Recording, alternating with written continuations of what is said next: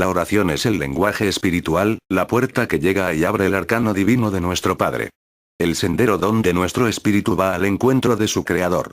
La luz que ilumina y que rasga a las tinieblas de nuestro ser. Nuestro espíritu puede tender un lazo espiritual por medio de la oración. En esos momentos nos hacemos uno con quien nos dio vida y eternidad. En la oración nuestro espíritu encuentra la luz que necesita para alumbrar su camino material y espiritual, para su adelanto espiritual, su fortaleza ante las tentaciones, es la mirada que discierne la sabiduría espiritual. La oración es una comunión de espíritus, el nuestro y el de nuestro Padre. Es el lenguaje espiritual que transmitimos a quien nos formó a semejanza suya, y en esa comunión íntima le expresamos cuanto hay y acontece en nuestro corazón. Una oración no son cantidad de palabras ni decir frases formuladas hechas por alguien más. Es personal, es única.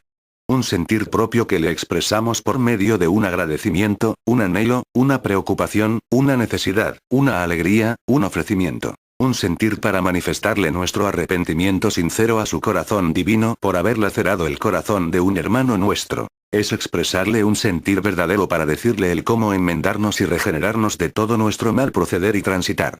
Es un pacto de espíritus, un pacto espiritual no entre hombres, sino de hijo a padre y de padre a hijo. Nuestra oración ante él debe ser espiritual. Si Dios es espíritu, entonces es nuestro espíritu quien debe elevarse dentro de sí mismo sin que se interponga nada material en esa comunión espiritual.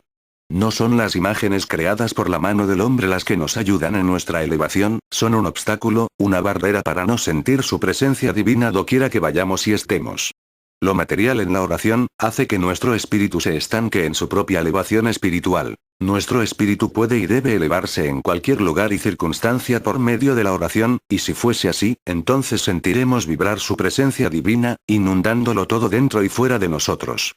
Es un sentir que se eterniza, y que ya no son minutos efímeros que se desvanecen tan prontamente cuando hemos interpuesto en nuestro espíritu y el espíritu divino, algo hecho por la mano del hombre. Cuando nos concedemos la elevación de nuestro ser por medio de la oración, las vibraciones o emanaciones espirituales bienhechoras que provienen del reino de los cielos son con nosotros, y es aquí, en que podemos entregar una palabra de luz, de amor, de consejo al necesitado. Es aquí en esta comunión espiritual que arrancamos verdaderos pedazos de aquel reino, donde todo es bondad y ayuda. Nuestro corazón ha buscado ansiosamente la presencia del Padre a través de la oración, y Él siempre ha acudido a nosotros, pero nos hemos materializado tanto, que pensamos y decimos que si no le vemos y oímos con nuestros ojos y oídos materiales, entonces no nos escuchó ni nos atendió, y esto es equívoco.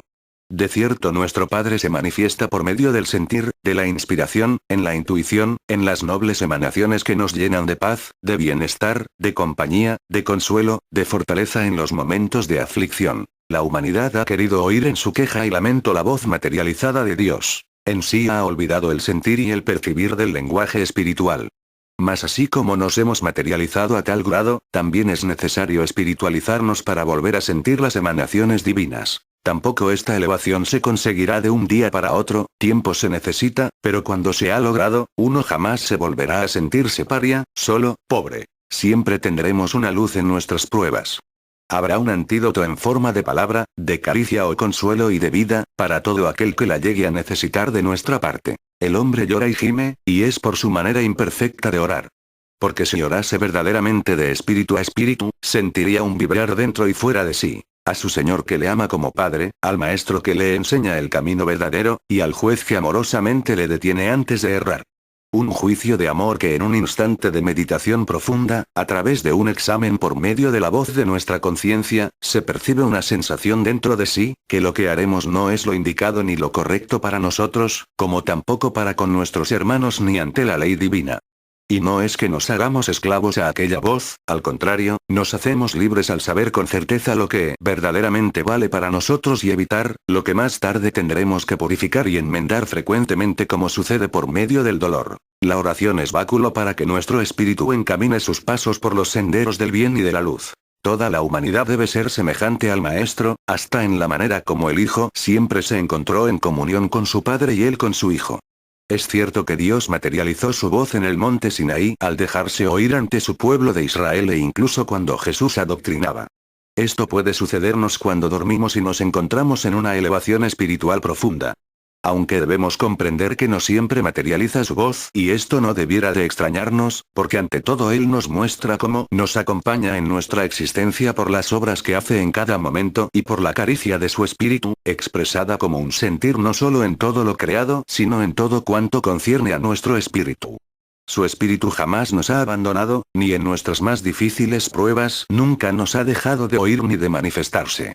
Creemos que solamente cuando se llega al reino de los cielos es cuando podremos sentirle en plenitud y esto es equivocado. Hay veces que nuestra oración se vuelve un total exigir de nuestra parte, en donde se haga nuestra voluntad. Mas debemos reconocer con humildad que muchas de las veces nuestro exigir y nuestra voluntad son engañosos, son obstáculo, vanidad, rebeldía, y no encierra amor ni caridad espiritual para con nosotros mismos ni con nuestros demás hermanos. Si hay fe en nuestro espíritu, entonces hemos de reconocer con certeza, que no hay ni habrá error en su voluntad divina, porque somos sus hijos que vamos encaminando nuestros pasos al reino que nos ha prometido y más importante que eso para todos nosotros, no lo hay.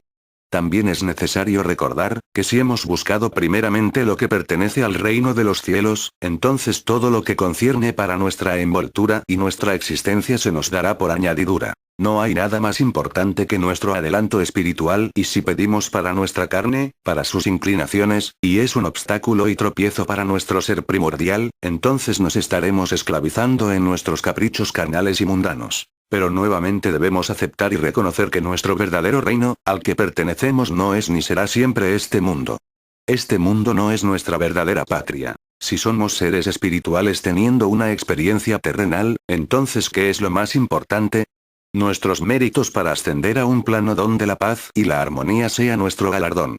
No pidamos cosas terrenales que pudiesen ser un tropiezo para nuestro espíritu, porque todo lo que conviene a nuestra existencia material, se nos dará cuando vayamos acorde con su anhelo divino. Nuestro espíritu necesita fortaleza, sabiduría, conocimiento de sí mismo, acrisolar sus virtudes, y digo acrisolar porque a veces necesitamos de las pruebas que nos dan a beber nuestros demás hermanos, para que se puedan manifestar en nosotros el amor, la humildad, la caridad, el bien, la pureza, el perdón, la tolerancia, la misericordia, el consuelo, la fraternidad, la paz, la bendición, toda virtud espiritual.